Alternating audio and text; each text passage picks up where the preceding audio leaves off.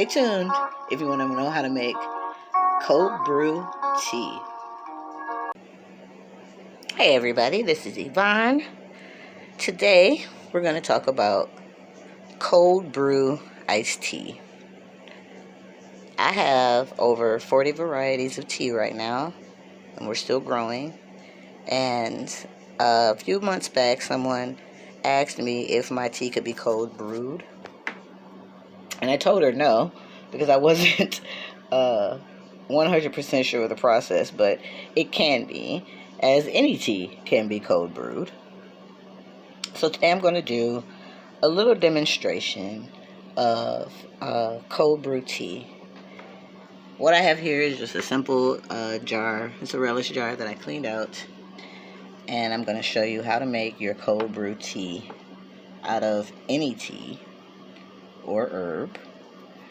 And I'm starting with just five butterfly pea flowers. That's all. And I didn't fill the jar up all the way because I want to leave a little bit of room for air. And of course, more color you want, the more flowers you would use. But trust me, these 5 flowers are going to give us a lot of color and flavor. So literally, you just need to drop your raw material into the water. Actually, I did this backwards, and it's best if you pour the water over your raw materials. You can also do this in a bag, and I will show you an example of a bagged cold press in a moment. But this is cold water, not hot.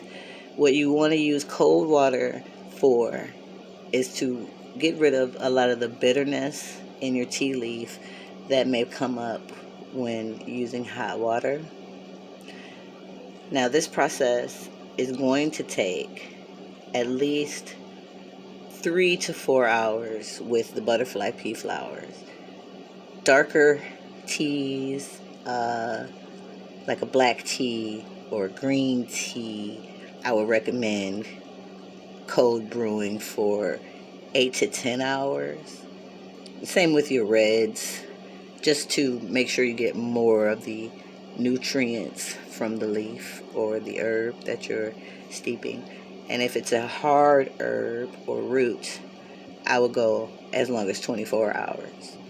Now, what you're going to do after your herbs have been placed in the water is you're going to want to cover it with cheesecloth, or if this was a mason jar, it is not. If it was a mason jar, I would just put the cheesecloth down and put the lid on.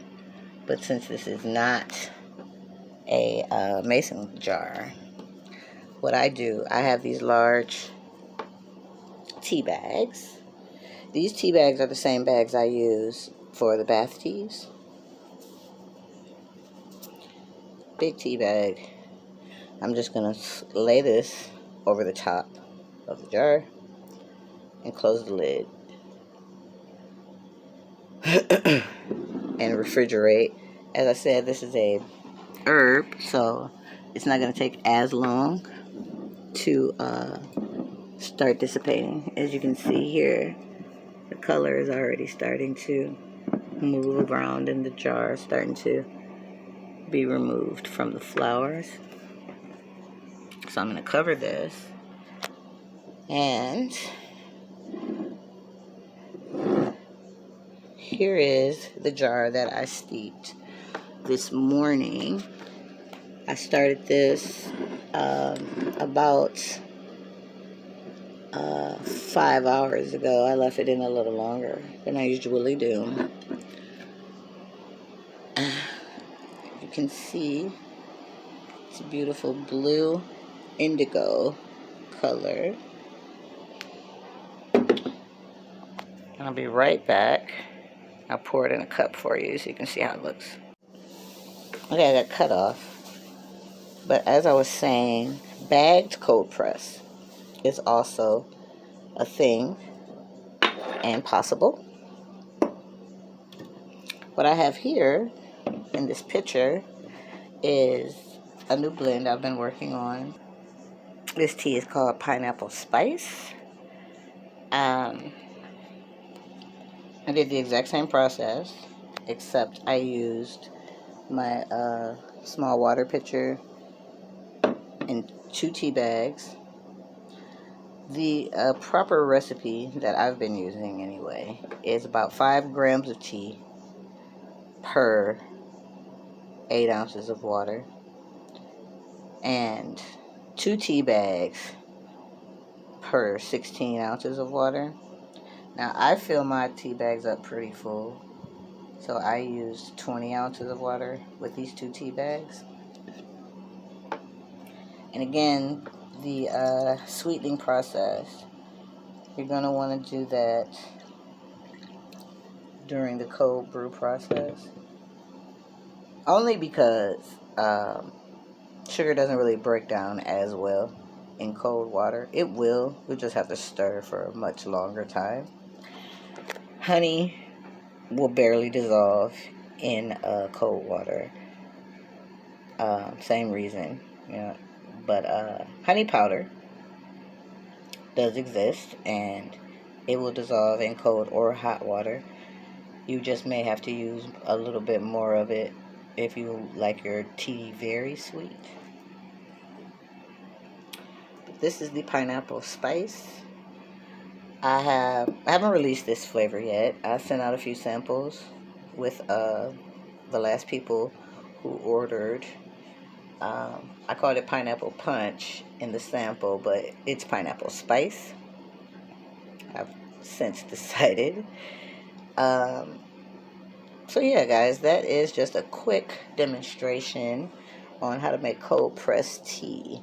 Now, let me get right back to you and show you what I've been doing with this butterfly pea tea. Okay, so I got my favorite little mason jar sippy cup I got from the Dollar Tree. And I have a half a pitcher of lemonade. This is fresh squeezed lemonade that I just made out of half of a lemon. This is my little pot, my little teapot. Okay, you take your blue butterfly tea.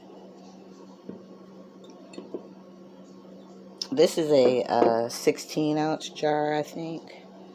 So it's about 2/3 of the way full.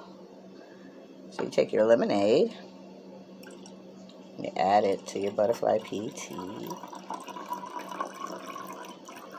See that beautiful purple? So pretty. So pretty. And then you have a purple lemonade.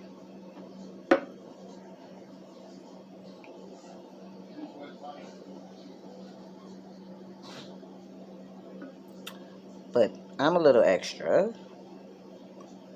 So I add a little bit of coconut milk to mine.